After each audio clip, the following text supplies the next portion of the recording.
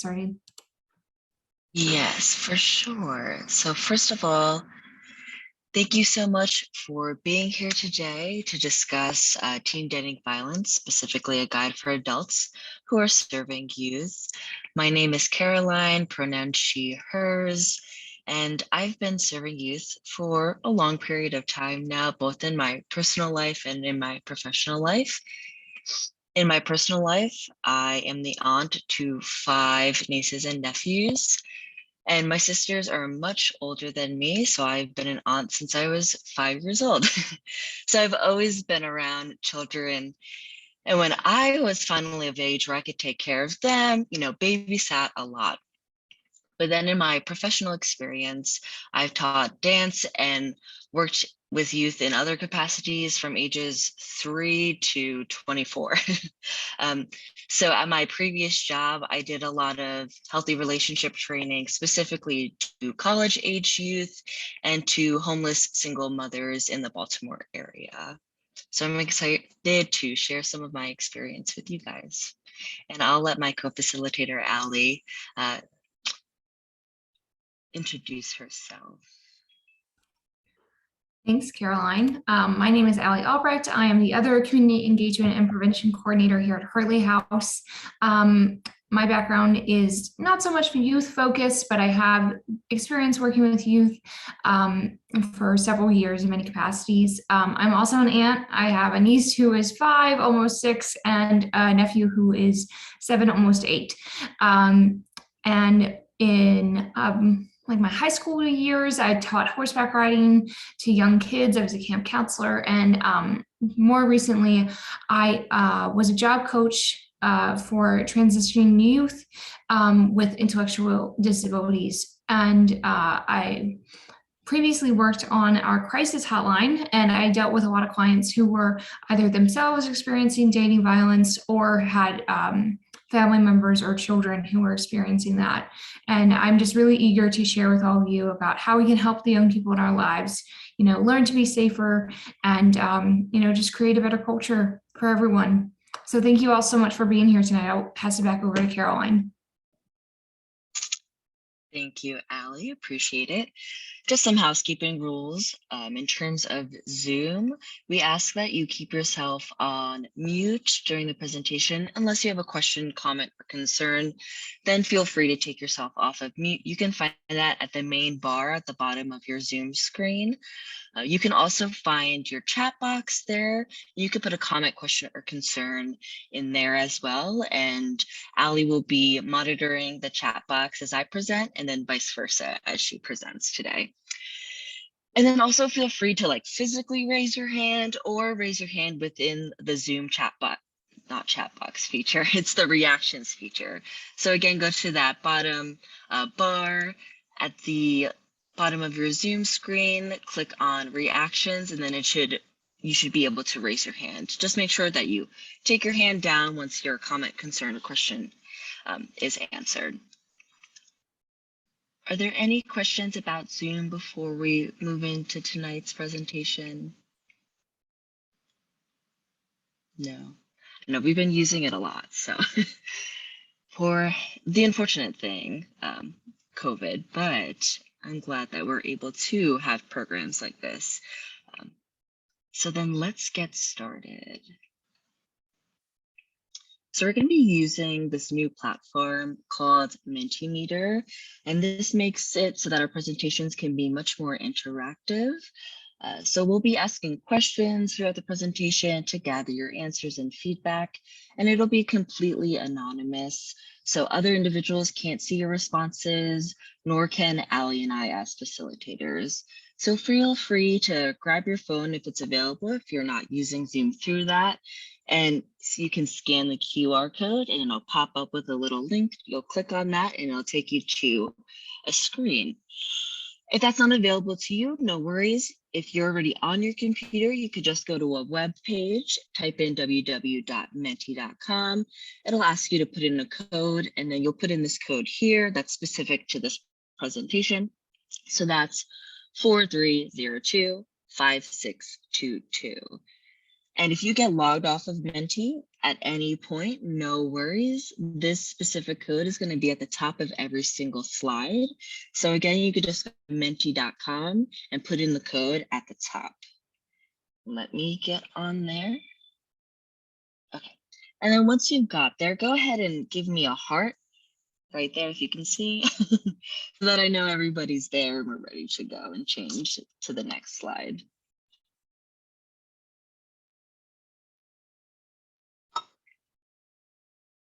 Perfect. I think that's everyone, correct?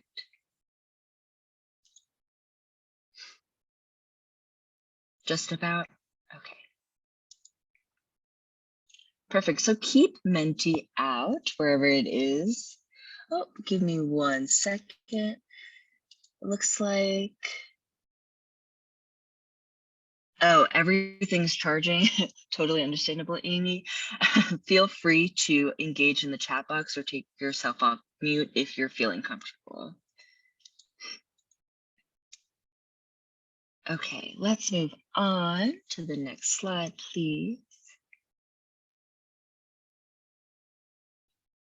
Great. Now we're going to do something that I like to call a temperature check, where we're just going to gather how everybody's feeling today. So if Menti is accessible to you, go ahead and click on the face that you're most identifying with this afternoon or evening, and then press submit. And if this isn't available to you, again, feel free to put it in the chat box.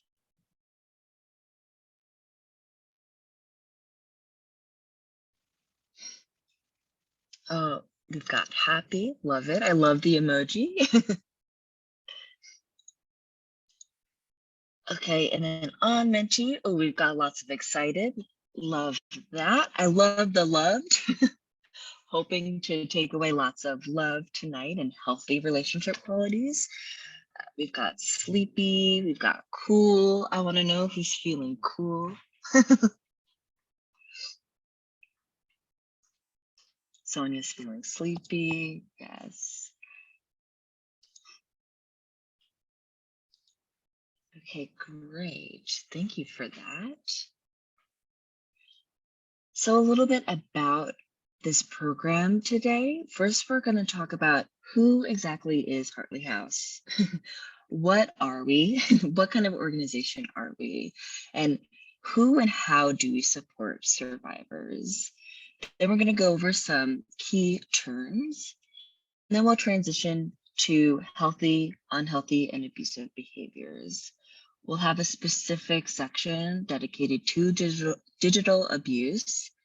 And then we'll go over some safety planning strategies that you can do with youth when applicable. And then lastly, we'll go over some scenarios and ask you guys and get feedback on how you would help the specific survivor in the scenario. And then before we move into tonight's presentation, I just want to give a little content warning that this conversation might be difficult to hear and talk about. So if at any time during this presentation you feel overwhelmed or have any intense emotions come up, please feel free to log off, take a break, or turn off your phone or computer at any point. Our 24/7 hotline number will be listed at the bottom right hand of every single slide, and you can feel free to call that and speak to someone if need be. So, Hartley House, our mission is to end intimate partner violence, sexual assault, child abuse, and human trafficking, and to provide survivors with safety, shelter, and supportive services. So Hartley House is a nonprofit organization that's located in Frederick, Maryland, and it was created in 1979 after a local group of women recognized a need for emergency housing, specifically for women who were victims of domestic violence. Since then, Hartley House has expanded to become Frederick's only service center for victims and survivors of intimate partner violence, sexual assault, child abuse, and human trafficking. And we support all survivors, regardless of their gender expression, sexual orientation, race, ethnicity, religious affiliation, or income. And all of our survivor services are free. So while we still have an emergency shelter, we also have that 24-hour hotline, which I already discussed. We have crisis intervention appointments, individual and group counseling sessions, legal services, safe hospital accompaniment, an intervention program for perpetrators of violence, and education and prevention programs, which you are all a part of today. So thank you again for being here. Now, are there any questions about Hartley House or our work before we move into today's program? No? Okay. Well, then go ahead and get Menti out again. And we're going to start off by just asking you guys, in your own words, how would you define teen dating violence? So if it's available to you, go ahead and go to that Menti, type in a couple of words, and then press submit when you're done. Just a couple of leading questions to get those gears turning.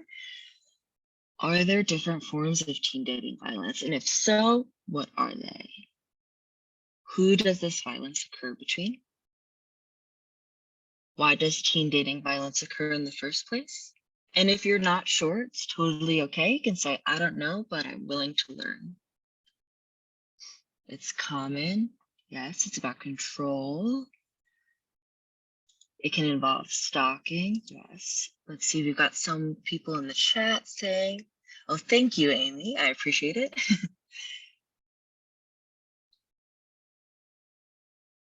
Let's see.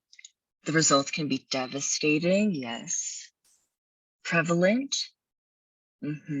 Tragic. Maybe it's caused by a lack of maturity.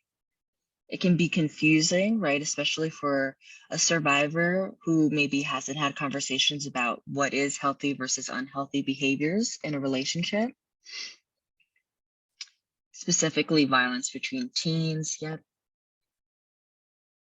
And as we'll see in later slides, we'll take it one step further. That could be violence between teens. It could also be violence between, kids who are even younger than that. It can, unfortunately, we're seeing it younger and younger, and it can involve individuals who are young adults as well. And then let's see, we've got one more answer in the chat. I think it can be about kids at the high school level. Exactly. Okay. So you guys all hit the nail on the head. Teen dating violence, or as we'll refer to it as dating violence, is a type of intimate partner violence when one partner uses power and control over another intimate partner. And this happens involving youth, right? So that age piece of it as well. And now there are different forms of violence when it comes to any form of intimate partner violence. And just some examples are listed below. It's not an exhaustive list, but I'll go over them in a little bit more depth. So we have physical violence, and this can look like hitting, punching, and slapping, but it can also look like harming other material goods or objects that are precious to a survivor as a way to intimidate them. It can also look like sexual violence, and this could be any unwanted sexual touching, but it can also be any unwanted digital pictures, explicit unwanted images, and image sharing, things of that nature. It can look like psychological aggression, and by that I mean really a pattern of behavior of making fun of someone, always putting someone down, or making someone feel bad about themselves. So specifically with psychological aggression, I always like to point out that it is a pattern of behavior. Now, it's completely not okay to make fun of someone or put them down, but it is important to remember that we are all human and sometimes we do make mistakes. So the difference here with the psychological aggression is that it is a pattern. It happens often and frequently. Whereas with any form of physical violence or sexual violence or stalking is not okay, even off, one first instance, if that makes sense.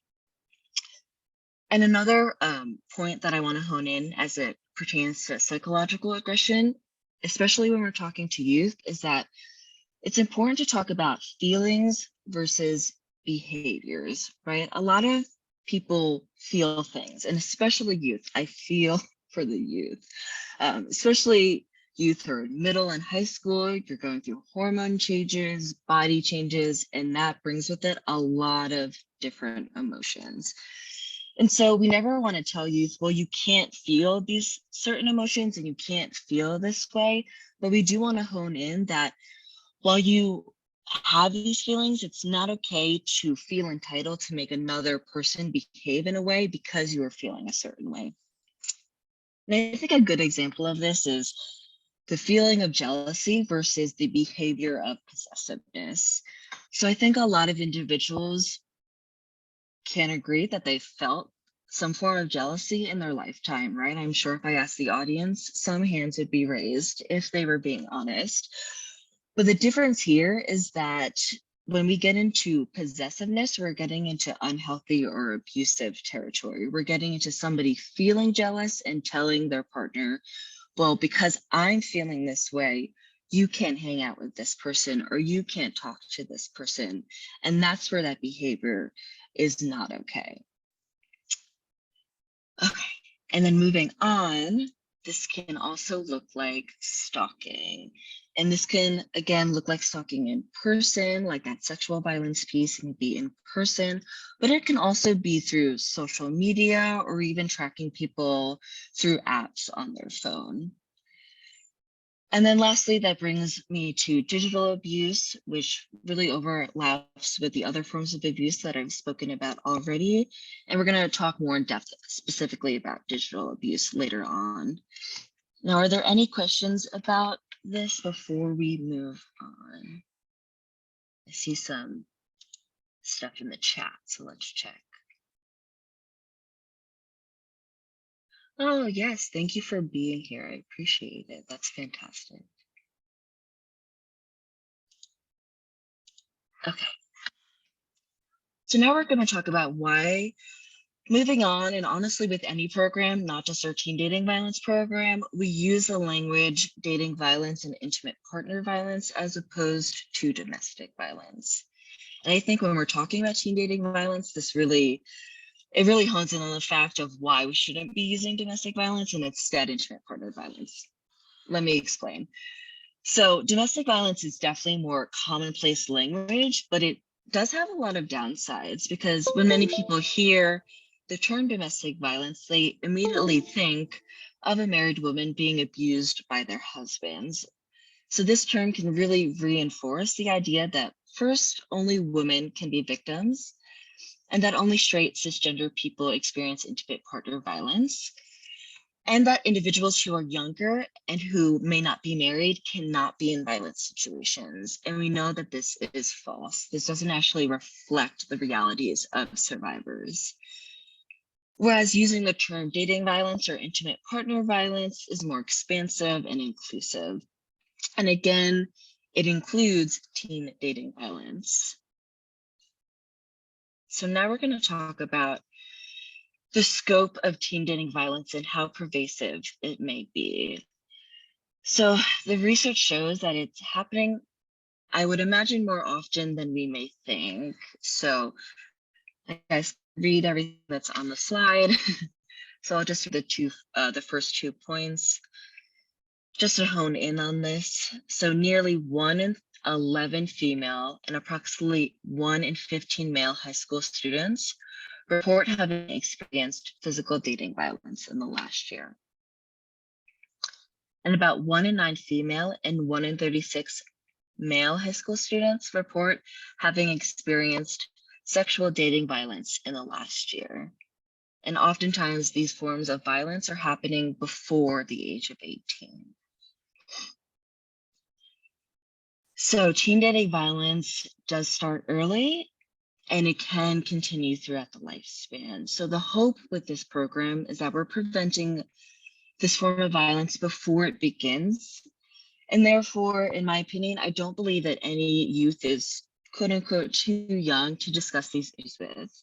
I think if youth can identify the red flags of unhealthy and abusive behaviors, then we may be able to prevent dating abuse in the future. Just some more statistics. So let's see, again, you guys can read. I know, I know that for sure. Maybe not when I'm teaching my 3-year-olds dance, but I know you guys got it. So, but I do want to bring home this one statistic. So 1 in 10 high school students have been purposefully hit, slapped, or physically harmed by a dating partner. 1 in 10. I know, let that sink in. That's a lot. And we're not sharing these statistics to scare you in any way, but rather so that we're all aware of the reality of this form of violence. But the good news is that love is learned. And I didn't make that up. That is the One Love Foundation slogan. They're amazing, and we have their resources linked at the bottom of this program. But let me say that again. Love is learned, right? So that means that everyone can learn to love better, including children, youth, and adults, if done in an appropriate way that matches their developmental needs. But when speaking with youth about teen dating violence and appropriate behaviors, I found within my own presentations that it can be really helpful to come at it in a curious, open mindset versus trying to investigate how an individual is feeling within their intimate partner relationship, if that makes sense, right? If you're coming at it from curiosity and just asking open-ended questions, and you're a trusted adult for that youth, then they may feel more willing to share information with you and open up with you. And if that's the case and they are in an abusive relationship, you'll be able to leave this program with some safety planning steps that you can do with this youth that we'll go over later on in this presentation. And then second, really mimicking what a healthy relationship and appropriate behaviors should look like is really important to be doing with our youth, which I know you all are already doing because you're here and ready to learn, which just shows me you guys are awesome and you're doing the good work. But so often, I think we come at this conversation by telling youth, okay, this is what you shouldn't be doing. This, and rightfully so, right? I feel like we're doing that because we're afraid that they may hurt themselves or hurt others in the process. But I think, especially for those younger individuals, it's better to show them what you should be doing and how a healthy relationship should look. And you can do that by mimicking a healthy relationship with the youth in your life. And then lastly, just remembering that nobody's perfect at something when they're first starting out. As I said, I teach dance, and when I first started dance, I was terrible. I was 5 and I could barely stand on my own 2 feet without falling over. And it took me decades, truly decades, to really learn how to move in my own body, and I'm still learning today. And I would say the same thing is true of my relationships, both with my friendships, with my family, and with my fiance. So just remembering that when we're speaking to youth, it may be their first time, in an intimate partner relationship. So having some grace with them and continuing these conversations, right? Not just having a one-off conversation, but trying to continue to be like, hey, how's it going? How can we make this better? Okay, now we're going to talk about teen dating violence, specifically within the LGBTQ plus youth population. So trans youth are the most at risk for relationship violence and abuse and sexual coercion. Excuse me.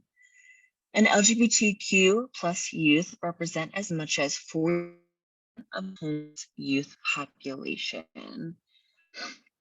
They are also 7.4 times more likely to experience acts of sexual violence than heterosexual homeless youth. So while any individual can be a survivor of teen dating violence, unfortunately, some individuals are at higher risk than others, but I really want to emphasize that this has nothing to do with the survivor's behavior and everything to do with the concept of power control. So all dating violence really stems from power and control, and unfortunately, the more an individual's identity doesn't fit this quote unquote normal mold that we see in our society, the more a romantic partner can use power and control over another individual.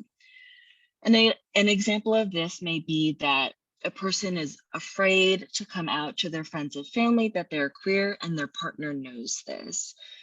Their partner, if they're being manipulative and abusive, can easily say, well, if you don't do X, Y, and Z, then I will tell everybody you are queer. And now, what causes this behavior? I want us to take it a step further. So what causes this behavior to be possible in the first place? Well, that really stems from homophobia and transphobia, right? And I believe that homophobia and transphobia are at the root of these statistical differences. And another example of this could be, a family member kicking out an LGBTQ plus youth of the home. And then maybe they have to rely on a romantic partner to meet their basic needs. And that can also be a vulnerable situation. And again, that has nothing to do with this youth's behavior and everything to do with to not be able to live with their family. Now, are there any questions, comments, or concerns before we move on?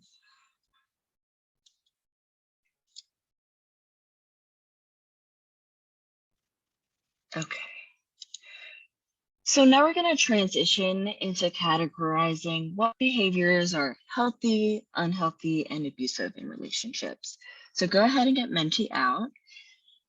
And when you're ready, go ahead and type in your answer to the question, what are some examples of healthy relationship behaviors?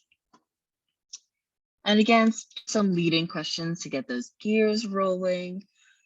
What does healthy communication look like? How would you prefer to be treated by a romantic partner? And how would you model this behavior to youth? We've got respect, set boundaries, encouragement. That's fantastic. In the chat, we have accepting boundaries. Great. Listening and respect. We've got positivity. Yes, great. Making sure that, we're having fun with our partner. Now, we can't have fun with everyone in our life 100% of the time, right? It's okay to have feelings and to get on each other's nerves. That's totally healthy and normal, but you want a majority of the time have fun with your partner, have good memories with your partner. Encouragement, encouraging your partner in what they want to do and their hopes and their dreams and their aspirations. In the chat box, we have respect when it comes to phone and social media. This is fantastic. Thank you for bringing that up. We're definitely going to touch upon that later on.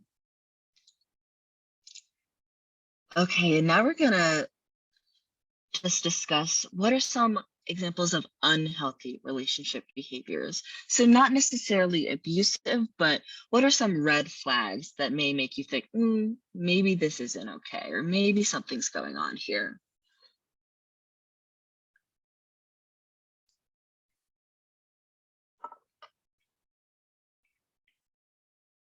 And some more leading questions can be, what forms of communication are unhealthy? What behaviors might you look out for? What are some examples of how someone would not want to be spoken to? And maybe what are some examples of behaviors that limit boundaries? We've got stalking, definitely. Public mocking, possessiveness, yes. We've got controlling, mistrusting, disrespectful. These are all great.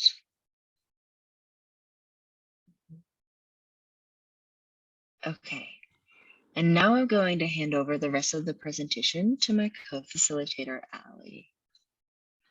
Thanks, Caroline. And thank you all so much for those great answers. They really reflect with the next slide. So this is a really handy chart to kind of see the progression of behavior. On the left-hand side, we'll see examples of healthy behaviors within a relationship, moving on to unhealthy behaviors, and then on to abusive behaviors. So when we're looking at the healthy column, a healthy relationship means that both individuals in the relationship are communicating in a way that's decided upon by both of them and they are comfortable with. They're treating each other with respect. They trust one another. They're honest with each other and they feel comfortable being honest with each other. They are treated equally and they are, giving and receiving within the relationship in a way that feels comfortable and natural to them. They enjoy time away from one another. Being in a relationship is wonderful and it's amazing sometimes, but also you're so an individual person. You need your space, you need your time, and that's a really healthy thing. Making mutual choices. So, even if it's just something as simple as like, oh, do you want to go out to dinner tonight? Maybe not. Let's save some money. Or, do you mind if I go out and see a friend? Sure. Having a conversation around these things. And then even up to the big things of like, do you want to buy a house with me? And having a conversation without just springing it on someone. Really all good traits of a good, healthy relationship. This middle column kind of shows the behavior shifting into unhealthy territory. So, this is lack of communication, disrespect, not trusting one another. You don't know if you don't have proof that something's really going on, but maybe there's an inkling of doubt or something like that. People don't feel like they can be honest with one another, or they feel like there might be repercussions if they are honest. One partner might start to try and take control in the relationship, might try to control the other partner's behavior. They might only spend time together. If it's decided between the two of them, it's not abusive, but it's not healthy because, we need our circles, especially if we're, only spending our time with one person. That's not healthy for anyone, really. We need our friends, we need our coworkers. All of those things add so much to our lives. And, if you're just having it with one person, that's not really a great trait or habit to make. And then lastly, pressured into activities. If you just don't feel comfortable doing something, if you are with COVID, if you're uncomfortable going to a restaurant and your partner's like, oh, I really want to go to happy hour tonight, you have to come. That's not very healthy. That's not really great. It's not the worst thing, but it's not great to treat your partner that way. And then we finally move on to abusive behaviors. So remember, this is a pattern of behavior. This is not just a one-off thing. When one partner starts communicating in a way that is hurtful or threatening, this can be threats towards harming their partner, harming themselves, harming property, harming their families, pets, anything like that. Mistreatment, that's a very broad term, but just anything that's, hurtful, destructive, just feels threatening to their partner. Accusing the other of cheating when it's untrue. Allegations like these are really an abuser's way of using that power and control to either guilt their partner into feeling like they are insecure in their relationship and that they need to, be better for their partner, their abusive partner, or feel like they are not needing to compensate for something that's not really there. The abusive partner might become really controlling. This can take on a lot of different aspects. It can take on, controlling where they work, how they spend their time, who they can talk to, who they're friends with, what they're studying, what they watch on TV, there's so many things that an abusive partner can become controlling about within their partner's life. And lastly, isolating their partner from others. Again, this was easy for abusers to do in COVID, especially when we were in lockdown, because really you got the best excuse. You can't really go anywhere because you didn't want to get COVID. And now, you can always just lie and say, oh, well, I have COVID, or, I was in contact with someone.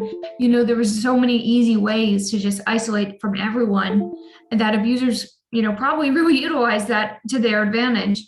And then on a greater scale, outside of COVID, abusers, this is a very common tactic for them to use, because when you isolate a person from their support, you are so much more easily able to be manipulated by that one person. If you're only hearing from that one person, if you're only hearing the rhetoric that they're telling you about everyone in your life or about yourself, it only takes so much time before you start to believe it.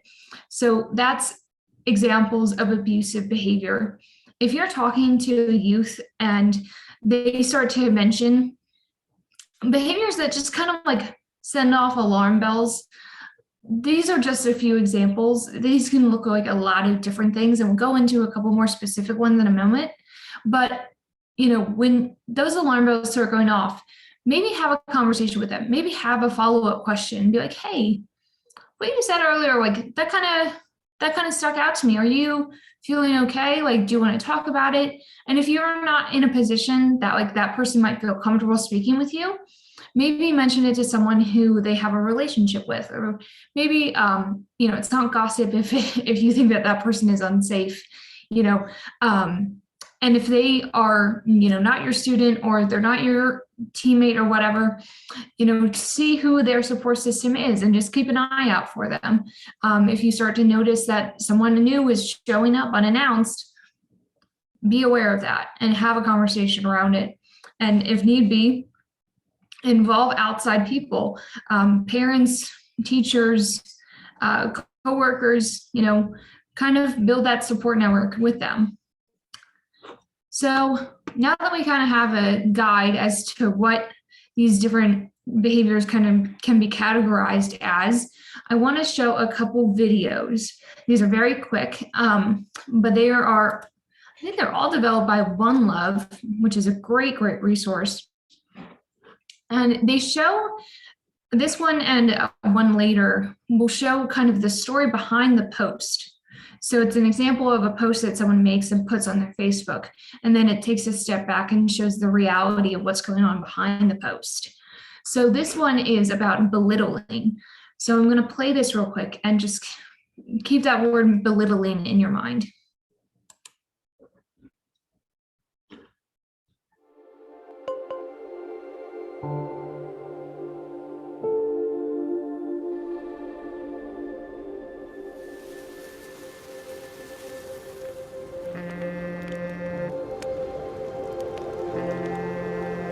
What?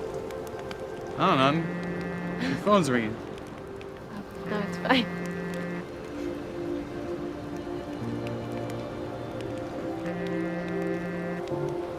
It's still ringing. You don't want to get it? What if it's an emergency or something? No, it's probably just a friend. Is it who I think it is? If it's who I think it is, he wants one thing, and you're too foolish to even realize why he's calling you right now at 11:30 p.m. at night because he's your friend.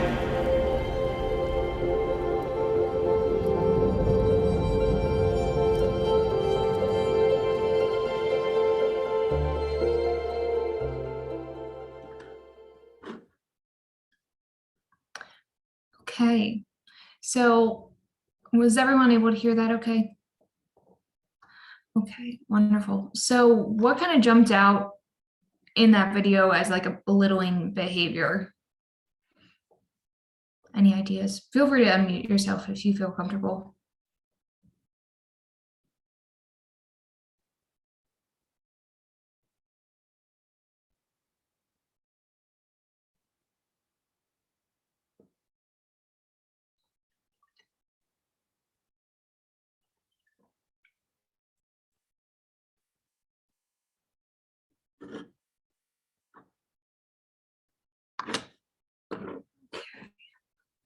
see the chat. He called her foolish, and was questioning her. Yeah, he called her a name. Yeah. And the reason why he was calling her a name was because he assumed that someone was calling her that he didn't like and that, had false intentions for her.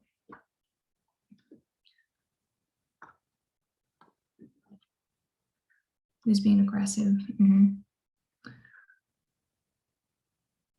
Yeah, it seemed like he was overstepping her boundaries and she seemed afraid.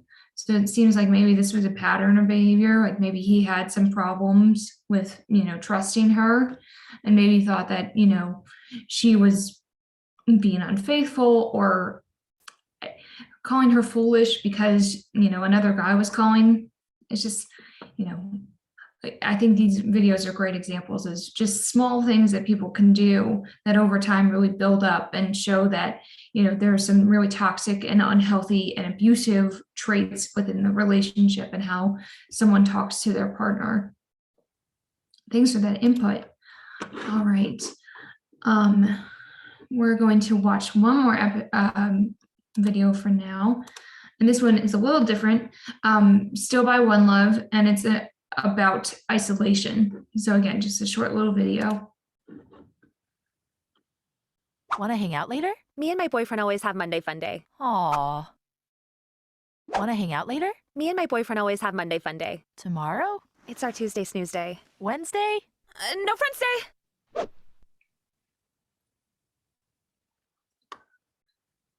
So how do we feel like that video showed isolation? Again, feel free to unmute yourselves if you feel comfortable, or just type it in the chat.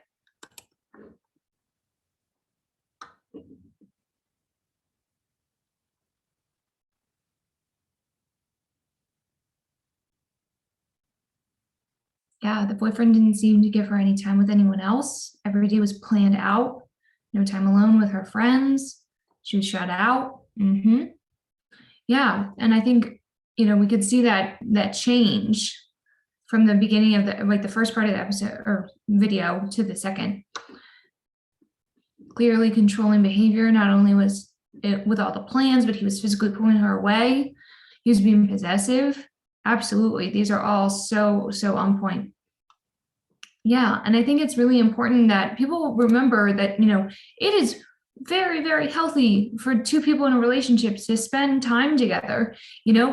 How else are you going to get to know one another? But it becomes isolation when one partner is making plans to control their partner's time, and then also allowing them to only spend time with them. So not allowing anyone else into that circle and not allowing them to spend any time even away from them. So, that's a really, really big red flag for especially young people, because I think people have this idea that, if they love me, like they want to spend all their time with me, like they always are thinking about me and they always want to be around me. It's just like, yes, but there's a fine line between wanting to be with someone all the time and not allowing them to spend their time the way that they want to. And if someone thinks that, it's romantic to want to spend all their time with their partner, maybe a conversation should be had. Be like, hey, you remember you have friends, right? Or, hey, why don't you spend some time with your family up, or, do something else. So I think it's also, not intentionally always abuse, but it can very easily turn into abuse. So catching that unhealthy behavior before it escalates is really important. And I think that's just a way that we can, kind of maybe mitigate some risk before it happens. Right. Any other thoughts about those two videos before we move on?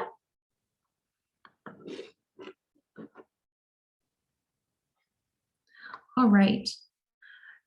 So now we're going to talk a little bit about digital abuse, which Caroline touched on earlier. But digital abuse is another common form of abuse that happens often in dating violence relationship or situations. So digital dating abuse is the use of technologies such as texting and social networking to bully, harass, stalk, or intimidate a partner. Often this form of behavior, or this behavior, is a form of verbal or emotional abuse perpetuated online. So, apps that they might use to do this are, Facebook Messenger, Instagram DMs, Twitter. I've seen people bullied on TikTok, really anywhere that there is an online presence with ability to type in a response, it happens. So, some examples of dating abuse are listed here, especially within, a relationship. One might steal their partner's information online, try to gain access to their profiles, look at what they're posting, looking at who's interacting with their posts, becoming obsessive about who they are following and who's following them, who they're talking to, who's commenting on their stuff. They might obsessively communicate with their partner via text message or messenger, or even, what's that app called? Like Find My Friends. I have people that I know who are like constantly on Find My Friends, just like looking at where people are. It's very weird. And I mean, like, they're not trying to do it to be like obsessive or, creepy or anything, but it's just like we have so much access to information about one another that sometimes I think we don't even realize how easy it would be for someone who has the wrong intentions to find out all this information about us. So I think when we're talking to teens about tech safety and, relationship safety, we also have to talk to them about how they use their presence online and how that could potentially allow someone to manipulate them and abuse them. And of course, it's never the fault of them. It's always the fault of the abuser.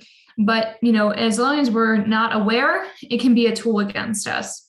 So, changing that conversation to be like, hey, maybe don't tag your location in every single photo that you post, or maybe post it after you leave so that they don't always know where you are, or maybe turn off your location when you're at certain places, or, just don't have it at all. So there's a lot of things that we can do to just kind of, ease off of how much information we're putting out into the world. And, I think a big thing we saw during COVID was just, everyone was online all the time. Everyone was connecting that way. And we never want to take that away from people, but we also don't want it to be something that is, used against them. So having that conversation around safety doesn't have to be like, you're doing this wrong. You can be like, hey, just maybe post less information, or maybe just, change the way that you post. You don't have to stop posting or stop talking to people, but maybe you just make it so that, you can't so easily be seen everywhere all the time. So yeah, is there any questions about digital abuse before I move on? I was going to say, not so much a question, but something to consider too, is that a lot of these social media apps, when you make a profile, you're automatically, what's it called? A public profile, and oftentimes not a private profile.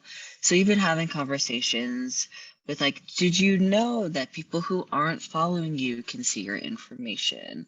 Did you know that anybody, can just look up your profile? And just having conversations like, okay, maybe let's turn it to private. Let's talk about who should you actually accept? Probably only people that you know in person and in real life, right?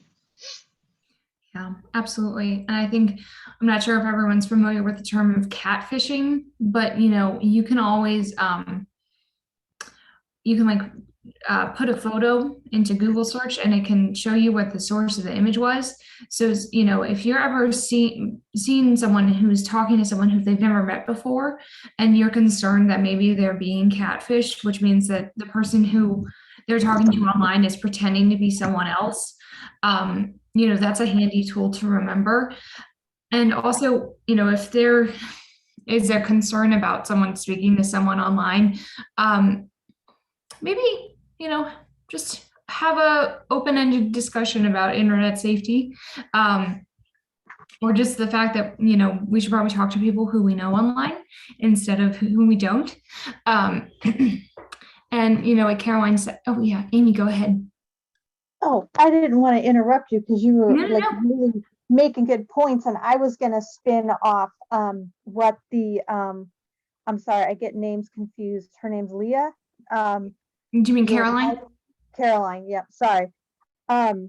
Is that maybe kids don't understand too, like location on your phone. If you GPS where the mall is, your phone will keep that location on. You have to go in and turn these settings off and keep watching those settings, because certain things will just turn on your location and it stays on, it doesn't come off. So you could be tracked a lot easier on some of this different that goes on with phones. I think that they just need to know that there is a way to be private on Facebook or not show, there's all these different ways to keep things turned off, so you can't be totally tracked all the time and stopped. Yeah, absolutely. Absolutely. And I think, especially when you're on Instagram or Facebook, you can tag a location on your posts. And, it could be simple as just turning that off or not doing it. And like you said, exiting out of a location when you're getting directions or something like that is really, really helpful and important. There's a lot of tools to help us stay safe online, but there's also a lot of tools that work against people trying to stay safe. So I think as long as we're having a discussion about, both ends of the spectrum, we can help people be as safe as possible. Of course, the internet is a scary place and sometimes uncontrollable, but we can do a lot to mitigate a lot of risk. All right. Is there any other thoughts about digital abuse before we move on? And thank you so much, Amy, for that input. I really appreciate it.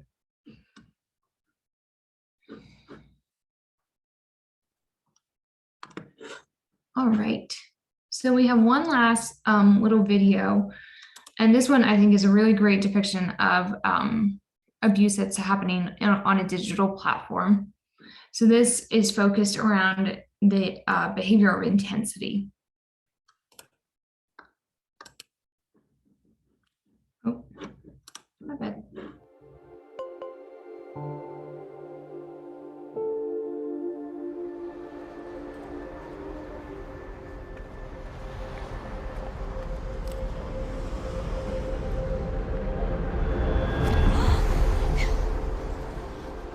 Scared me. Hey, I couldn't wait to see you. I didn't mean to. I'm sorry, I didn't mean to scare you. I was just thinking about you. I was just trying to be sweet. You're right. It was sweet.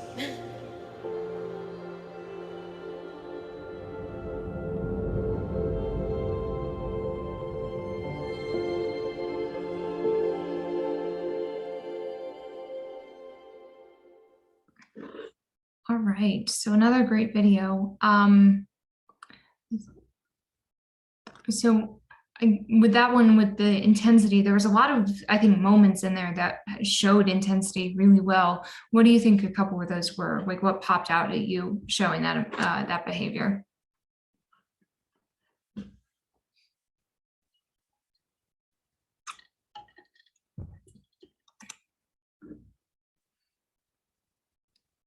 Kind of cryptic, but definitely stalker behavior. Him just showing up at the end unannounced. She was jumpy, like it had happened before. Good point, Casey. Stalking, absolutely. All the texts that she didn't respond to. Him showing up saying how he was thinking of her, trying to be sweet. Yeah, it was probably a trauma response, her jumping like that. Absolutely. Yeah. Something that really stuck out with me was him saying he was trying to be sweet. That's so manipulative. Him trying to change, the way that she thinks about his behavior is very manipulative. That he knew where she was going because she posted that she was working out. Not her fault, but he easily could have followed her. He's controlling the situation. Very, very true. Yeah. So by him saying, "Oh, I was trying to be sweet. I was thinking of you," it kind of puts the creepiness on the back burner because, like, oh, he was just trying to be cute and like that's really nice. It wasn't. He just showed up because he knew how to find you. Um, yeah, great input. Yeah, I think that one's really, really important because not only does it show, his constant need for communication, but it also shows how quickly he was able to find out where she was.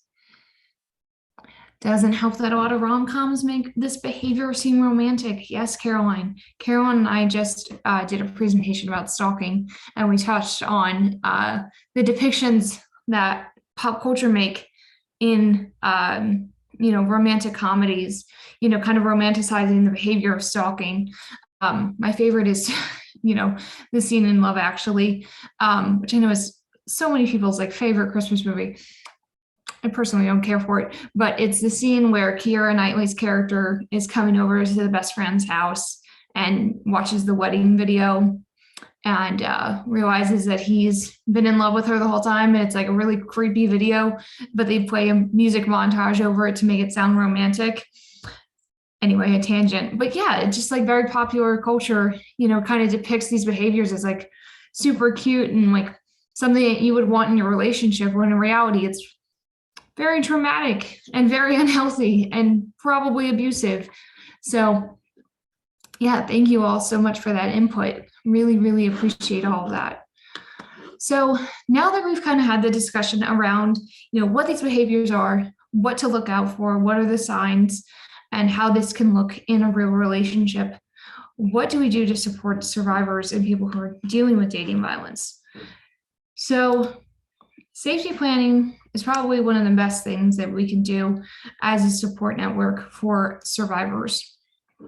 It's a great way to help them feel safe and feel prepared in case their partner's behavior escalates.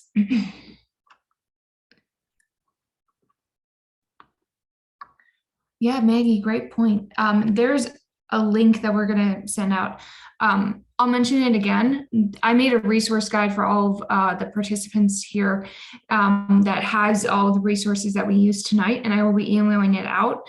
One Love behind the post, there's tons of those videos, and they are so helpful.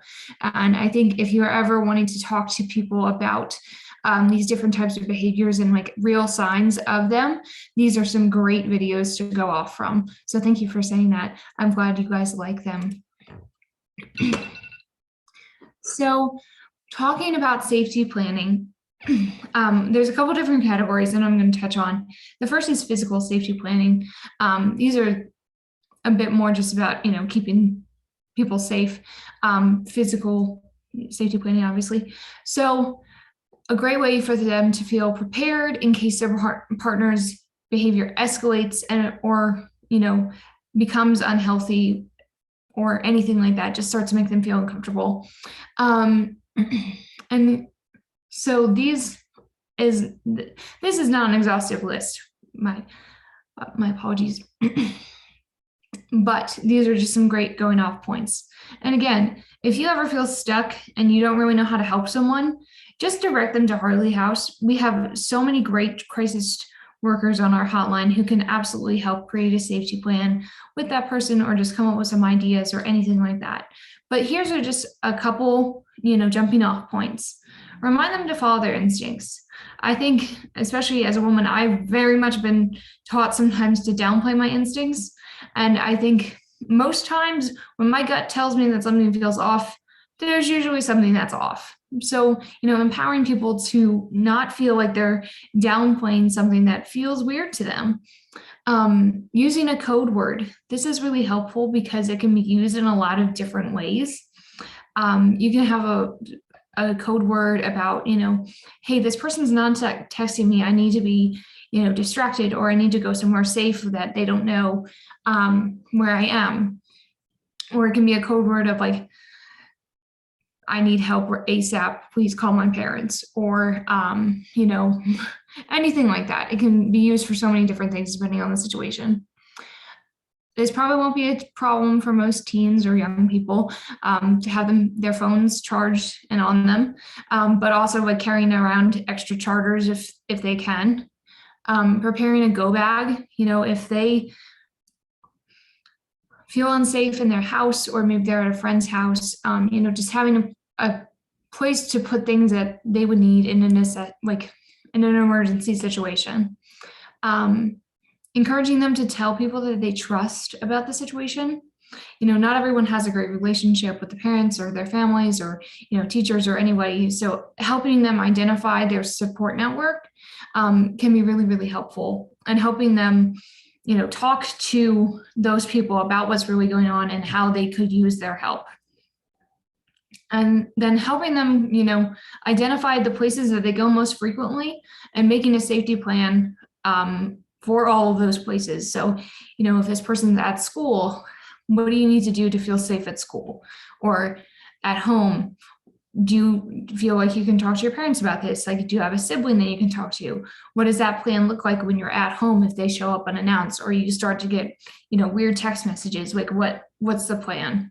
And then if they go anywhere else, like frequently, any after school activity, is there a coach, a mentor there that they can talk to, or just make them aware?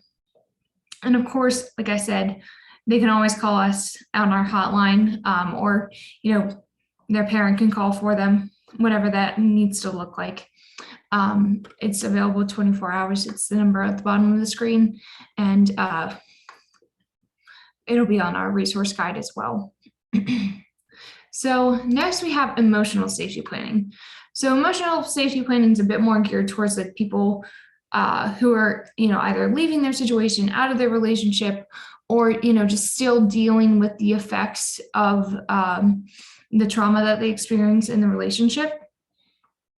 So some of these emotional safety planning ideas can look like helping them practice or use grounding techniques. So, that can be as simple as holding an ice cube, or doing the 5, 4, 3, 2, 1 grounding method, which is 5 things that you can see, 4 things that you can hear, 3 things that you can touch, 2 that you can smell, and 1 that you can taste. So, or some kind of variation of that. So using the senses to help be grounded. Grabbing a glass of water. It's amazing how many times I would talk to people on hotline and be like, hey, did you drink water today? Like, let's go make a glass of water, help hydrate ourselves. Help them, create and have a go-to self-care plan, whatever that looks like for them. If it's journaling, if it's going on a walk, if it's calling their mom, or, painting their nails, something, simple and easy and doable. Helping them identify and mobilize their support network. Again, kind of, encouraging them to talk to people, because the more the people know, the more support that there will be, and the less shame that there will be in that person about their situation. Helping them imagine their favorite place.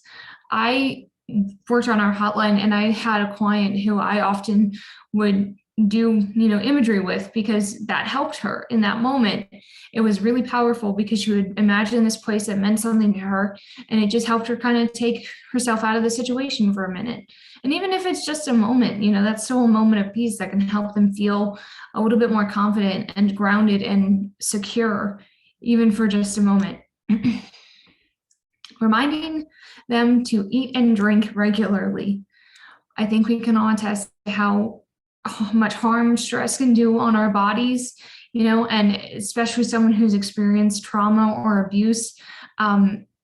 Just regular habits can be really difficult, or, just not even on their mind. So reminding them, or offering to, take them out to lunch, or even just give them a granola bar, or, if you have spare water bottles, just make sure that they're putting something in their body that's helpful to them.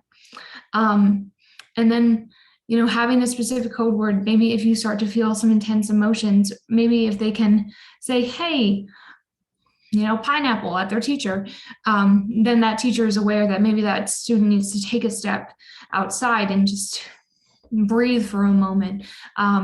just engaging with the people around them so that they know that they are not alone and that they have the tools necessary to, move along with their day if those intense emotions do start to come up. And then lastly, social media safety. We did touch on this a little bit when we were talking about digital safety planning, but because digital abuse is so prevalent in dating violence situations, it's really important that this is a large part of the conversation. Social media can be a very good tool for abusers to manipulate and stalk and abuse their partners. So we need to remember that when we're talking to young people specifically, like reminding them that nothing is truly private online. Despite the settings, despite everything, the internet can be a scary place and nothing is always truly private. So, helping them to kind of scale back what they're posting, limiting the details maybe of the post, helping them, talk to their friends about what they're being tagged in, or, adjusting their privacy settings as necessary. And I think another thing that's really important here is, not responding to direct harassment if it's occurring to them. Instead, teaching them to, as hard as it may be to not respond, to document it. There's a lot of apps that we tell clients to use to help them document things for, whatever purpose they need, so that there are, there's proof that things are happening. So, that's just another way to document and flag the inappropriate behavior. They can report it on the social media app, things like that.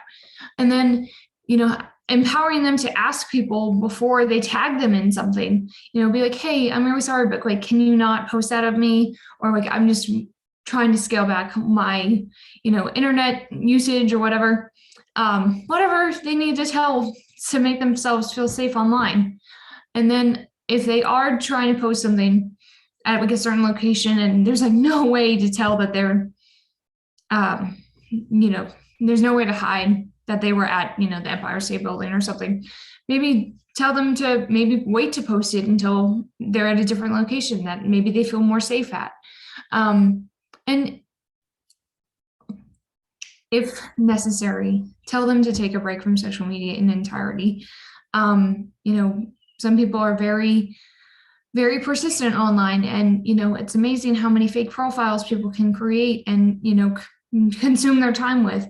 So, if they need to, for their own safety, sometimes it might just be best for them to just leave social media, take a break. They can always make a new account when the time comes and they feel safe. But, digital safety, especially in this day and age, is just crucial to keeping young survivors safe. So that was a lot of information. Does anyone have any questions or maybe some other ideas or anything that they thought of when we were talking about safety planning?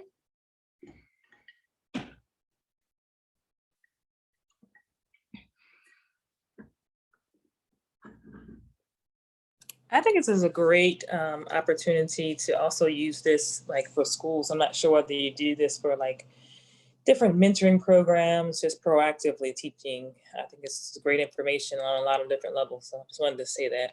Oh, well, thank you so much. Yeah, we do try to engage with, teachers and other public school. I think we have a connection with FCPS, but we do really, we're trying to expand. And if you are a part of a school community or anything like that, or you have someone who you think would benefit from us coming and speaking with, you can always just email us and we can maybe set up a presentation specifically for, a certain group and talk more in depth about digital safety and internet safety and all that kind of fun stuff. So just know that, oh, thank you, Jen. She's saying it much more eloquently than I could.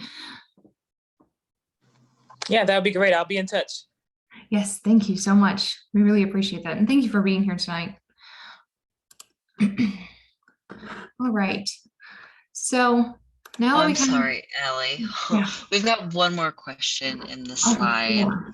yeah. So, how would you handle teens who are threatening suicide in a relationship as a way to manipulate their significant other? I'm not sure if you've experienced this on hotline before, or if Jen, you want to chime in as well. So I will say that on our hotline, we are mandated reporters. So if anyone is reporting threats of homicide, suicide, or child abuse, we are legally mandated to report it. If it's not the teen directly, oh gosh. Yeah, I would say this is really hard. Obviously, you want to take all threats of suicide seriously. As a way of manipulating the significant other, I think you would have a conversation around safety planning of like, is there a third party person, maybe a teacher or a parent, who can be brought into this conversation to check in on that significant other that isn't the survivor, if that makes sense. Yeah, and I mean, on hotline, I have done, I've requested safety checks or, oh, what are they good? Oh goodness, what are they called? Well-being checks. Wellness. Well-being checks. Yeah. Thank you. Well-being checks. I'll just speak to this because we actually had this situation happen with my 13-year-old. And I think when it comes to teenagers and suicide, it's one of those things that you want to remember is both very serious and also not uncommon. So you want to take every instance seriously and treat it as serious. And you're going to want to do a couple of things in these scenarios. One, for the person who's being manipulated in that way, just always reminding them that it's not your fault. And if someone chooses to harm themselves, it's not your fault. And it's not because of anything you did. Okay. And then when it comes to the person who's threatening harm, what we did is we contacted the guidance counselors at the school where my child attended. I actually knew this child's parent. And so I did contact the parent directly, but that's not always an option, or it might not be a safe option. But absolutely, I would just definitely get in touch with the guidance counselors at the school where that child goes. If you know that information, let them know the situation, and they will be able to get in touch with that kid directly, get in touch with family members. So that's always kind of my first like go-to is the adults who are already in place at the school. Now, if you don't know where the kid goes to school, that could be a little trickier. You can also always call 211, which is the mental health crisis line. If you call that in Frederick County, it'll put you through to the Frederick Mental Health Association, but they have a 24-hour crisis line and a suicide mobile unit. So yeah, so those are my kind of go-tos for when it comes to teenagers, is just not panic. If it's not, and the other thing that we always look for is, does the person threatening suicide have means?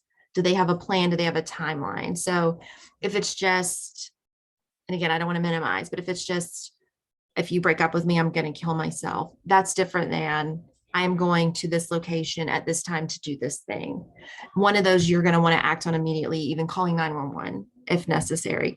The other is where you can take those other steps of informing responsible adults. I don't know if that helps. I hope that helps. I'm sorry for the background noise. The teenagers are erupting in my house currently. Thank you so much for that input, Jen. Did that answer your question? I'm sorry, I didn't see who typed that in the chat. I did. Okay, wonderful. I'm glad. Thank you so much, Jen. All right. Is there any other questions or thoughts before we move on?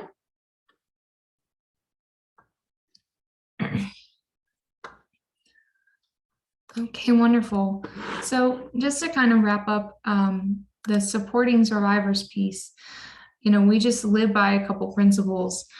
And the first one is being a safe place, especially if you are being in a mentor or, a guiding adult for youth, it's really empowering for children to have a good relationship with grownups who might not be their parents. And I think, establishing trust so that, sometimes kids just can't talk to their parents about things. I'm not saying that's a good thing or a bad thing, but you know what I mean. And I think sometimes having someone who's maybe not as who is more on the outside, a little bit more impartial, respecting their autonomy, withholding their judgment from them, and just offering unconditional support can mean the world to someone. And this can go beyond, serving youths. It can also just be anyone in our lives who is experiencing trauma and abuse.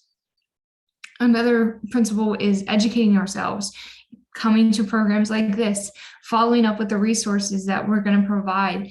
I cannot stress enough how much we've learned from the One Love Foundation and how many good resources that they have, beyond the scope of this presentation. Just in general, they are probably one of the best in the nation.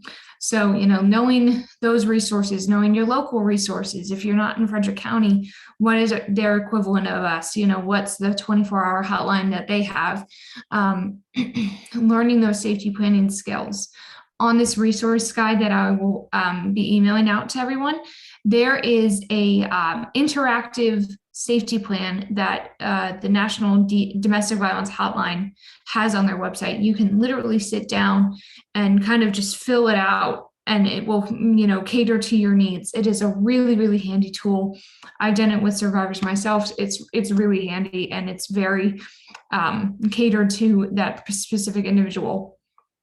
And then lastly, knowing if and when to involve outside authorities. Of course, it's not always safe and it's not always the best solution, but having that conversation, with that survivor, like what their comfort level is, and just making sure that that is a clear understanding between the two of you. And lastly, being consistent and being supportive. Of course, we're not superheroes.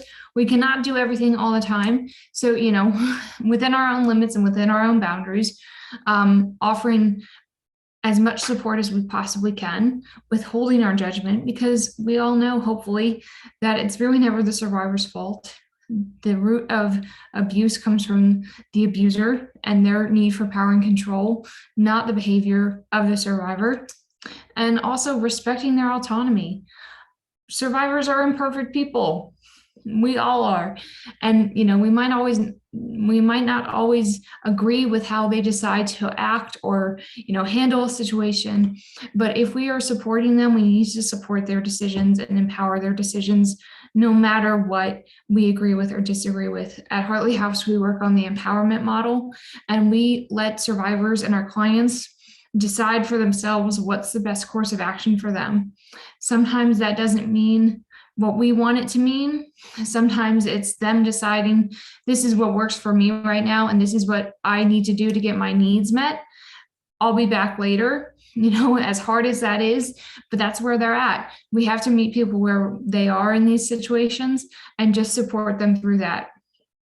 So that's kind of all. We're going to move in and use all of this knowledge to work through some scenarios. But before we do that, any questions or final thoughts?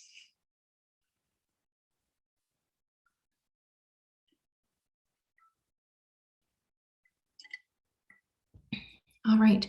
Well, chat box is always open if you have any other lingering questions. So we're going to move on to our first scenario.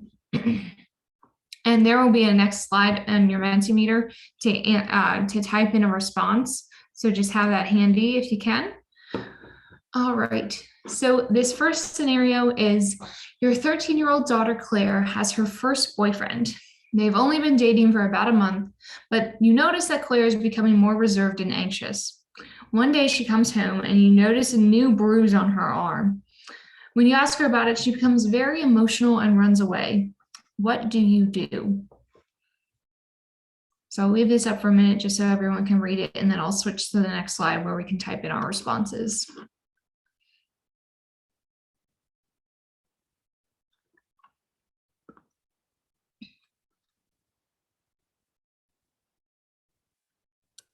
All right.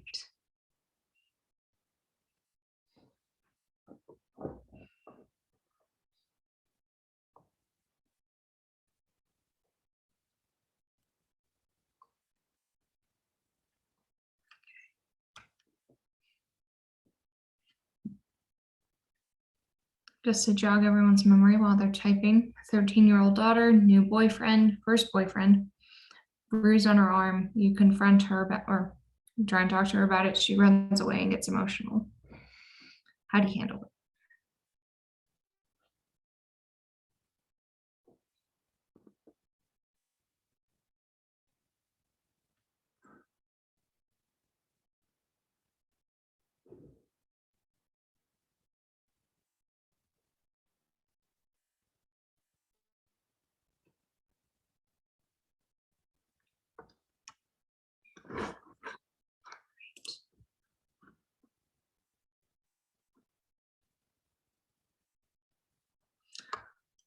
Amy says to look for her first. Absolutely.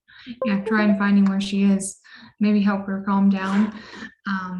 Someone says some grounding techniques to calm Claire down. And when she's calm, ask if she's willing to talk about it because you care for her, and reiterate that you are not going to judge her. Absolutely. Amy says possibly call others if needed. Ask her if she's okay. Focus on her and not the boyfriend. Absolutely. Sonia says, have a conversation and try to find out what's going on. Educate her on healthy relationships. Absolutely. Say something like, I didn't mean to upset you. I just want to make sure that you are okay. If you need a moment, we can talk about it later. No judgment from me. Absolutely. I love all these responses. Oh, that was, sorry, I just scrolled. I didn't know it did that. Oh no. Okay. Calmly be honest and upfront with her about what the bruise may be from, as it's important she knows you are concerned and care about her safety. If she doesn't want to talk to you, identify a trusted adult she may open up to. Yes, absolutely. Getting to her level to talk. Yeah, I love that. That's a great point, Amy. Yeah, so these are really great responses, y'all. Thank you so much for your input. Giving her time, absolutely. Yeah, so just remembering, respecting her autonomy and what she needs, helping her calm down before it's even discussed if she needs that, reminding her that you're not there to judge her or make any assumptions about her, keeping it focused on her. All of those are really, really great points. Awesome job, y'all. So I'm going to hand it over to Caroline for the next one. Thank you, Allie. So for the next scenario, imagine that you are the coach of Frederick High School football team. And then one day during football practice, you notice Sam, one of your players, is really distracted by his phone. The next day, Sam's partner, Ryan, shows up to practice. And you notice that Sam seems very uncomfortable by this. What do you do?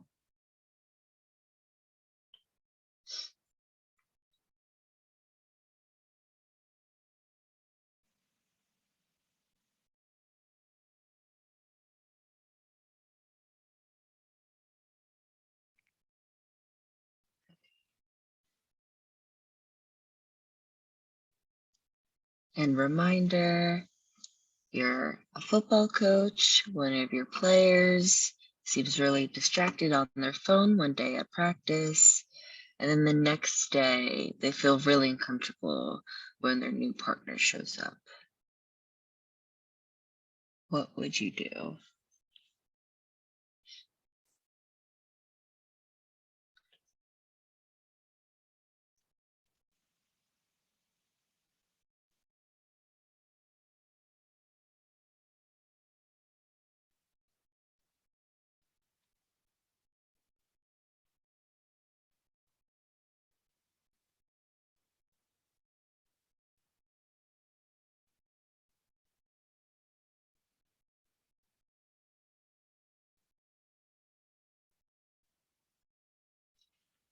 Sorry, putting in my own answer. Okay, let's see.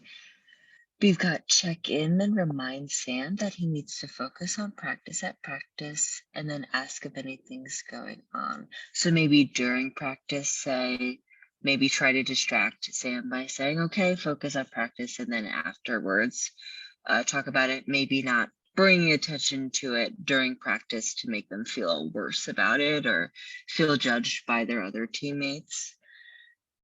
Ask Sam if he wants to stay after practice to work on some drills, then try to talk to him. That's great, you know, making up an excuse. Again, maybe Sam, I don't know who Sam is, right? But we can imagine maybe Sam doesn't want his other teammates to know that he's feeling this way. Ask if this is normal behavior because maybe they're just in a fight. It's still not okay, but it might not be abusive. If it is a pattern, talk through a safety plan. Let's see, let him know that you're concerned that he seems distracted. Ask if there's anything that you can do for help. Let's see, can you do me a favor, Allie, and click on one of the ones that's scrolling? Thank you. So ask Sam if he needs you to ask his partner to leave. Happy to take the blame by, I'm assuming, saying he can't be there, and then seek help for Sam if he needs or wants it. Yeah, that's great. Stepping in the moment and saying like, hey, this is a closed practice. You gotta go. I love that. Really de-escalating the situation right then and there. If Sam is uncomfortable talking to you, meet him at his level of comfort and let him know you've noticed he's been a little distracted. Present yourself as a safe space, but don't call him out in front of his peers. Exactly. I think a lot of people hit on that. You know, don't call him out in front of the peers. Ask afterwards, maybe make an excuse during the practice, again, to de-escalate the situation. Let's see, and then we've got the chat. I want to get to that as well. We've got pull Sam aside, ask to meet with him after practice, make sure he's okay and that he can open up to you if needed, and then check on him and make sure he's doing well, I'm assuming after that interaction. And we've got another response from the chat. Approach the other person very nonchalantly and talk with them about how Sam needs to focus for practice and how it's great he is supportive. And then try to give space to Sam after practice to talk. Yeah, that's great. So again, de-escalating that situation. And I think that would be a great way to de-escalate the situation, being like, hey, like, I see that you're here trying to support Sam, but it's just not the time. And then lastly, I would meet later and safety plan with them. These are all wonderful answers. And I think the key here is that we need to get more information from Sam if they're willing to share, right? To make sure that this isn't a pattern. And if it is a pattern, then figuring out safety plan and doing some education around stalking behaviors. And then I'll hand it back off to Allie to do the last scenario. Thanks, Caroline. Okay, so the last one is that you teach algebra at TJ High School. During class, you overhear a student speaking to another. Quote, dude, send me that picture. I can't believe they sent that to you. How did you convince them? End quote. What do you do?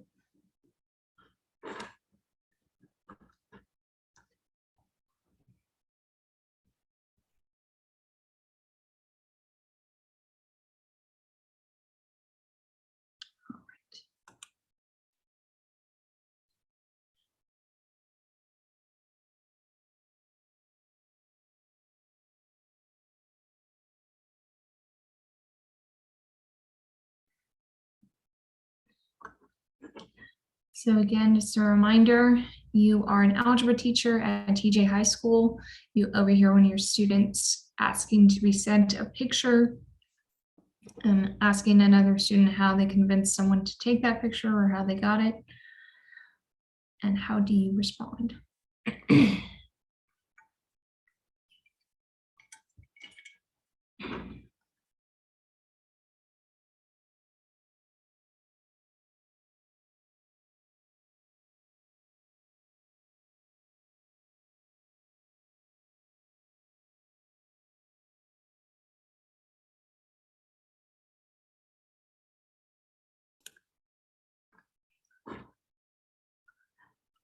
So we have in the chat, pull both parties aside and gently confront them about what you heard.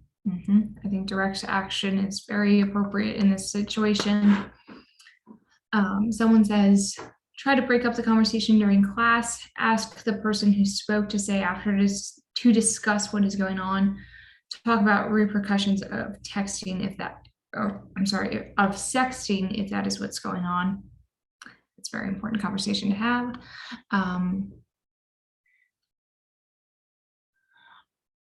Asking them to think about what it would be like if they were them, about if they were in there. Yes, I was hoping that you would respond. I love the legal. Okay, so as a teacher, you should report this to admin. This is something that needs to be handled at a higher level, then make sure that they know the seriousness of the problem. Absolutely. Yes, if it is what we think it is, then they could be in possession of child abuse material, and that is something that should be handled by someone who is a ranking official. Okay, someone says, don't be accusatory, but find a private moment to pull the picture aside and pull the student aside, my apologies, and ask about the picture. If this is a picture of harm, if this picture is of harm to another student, notify the appropriate staff at school and incident, such as the counselor or the principal. Ask the students to stay after class to get more information. Pending that, take steps from there. This can range from being a reminder to be safer to reporting the behavior. Absolutely. So again, need more context, but based off our assumptions, if there is harmful material or abuse material, obviously authorities need to be notified and it needs to be handled higher level. If it's just something that is not considered that, still problematic, it needs to be addressed. Absolutely. Image sharing without someone's consent, not great on any regard, no matter what the picture is. People usually send one person something, no matter if it's just a selfie or if it's something else. And they probably don't expect that to be shared with anyone else. So also having the conversation around, who we are sharing those photos with, how we're sharing them, and if they need to be shared over a digital platform, and maybe just not doing that in general. But again, it's never the survivor's fault. It is always the person who's deciding to distribute that without the consent of the partner or the person taking the photo. So yes, more context is needed for that one, but thank you for all of those responses. Those are great. I guess now that I'm thinking about it, we probably should have had it on the digital slide, but that's okay. We'll bring it up now. But also having conversations, especially with individuals who are under 18, that any form of explicit photos would be considered child pornography, and to really hone that in, because there can be lots of legal consequences for that for the person who is in the photo, even if they were pressured. So making sure that that's talked about. Yes, absolutely. And of course, I don't feel super qualified to talk about the legal ramifications, as I am not a law officer of the law, but hopefully those individuals can provide that information if necessary. Is there any other thoughts or, oh, here we go. Especially here, yes. So also educating ourselves with, the local laws and what that looks like in your area. So thank you for that. I really appreciate it. It was a good reminder to us all that we need to have those conversations, no matter if an incident is occurring or not, just to make people aware that image sharing can have some serious ramifications, no matter the intent. So thank you all so much for participating in those scenarios. I loved all the responses. We're very grateful for your participation. As we're wrapping up this presentation, we just wanted to share a few more resources. again, these are a couple that I've mentioned, and we will be sending out a PDF with a more extensive list of resources. But these are just great to have on hand. On the left-hand side, we have the hotline resources. So Hartley House's information, the National Domestic Violence Hotline number, and then the number for RAIN. On the right-hand side, we have the online resources that have some great education materials. All websites listed here have some great education, but these, are just really honed in. And if you want to watch more of those behind the post videos, they are on the Love is Respect, or I'm sorry, they're on the One Love website, but I did link them on that PDF that I will send out. So, and just as a reminder, if there's any other questions or you know someone who may be dealing with dating violence in your life, you can always call our hotline just to, get more information, get some ideas on how to support them. That number is 24 hours. We do ask that non-crisis calls call in around between the hours of 8 a.m. to 10 p.m. just to give space for people in crisis overnight. But other than that, those are our resources.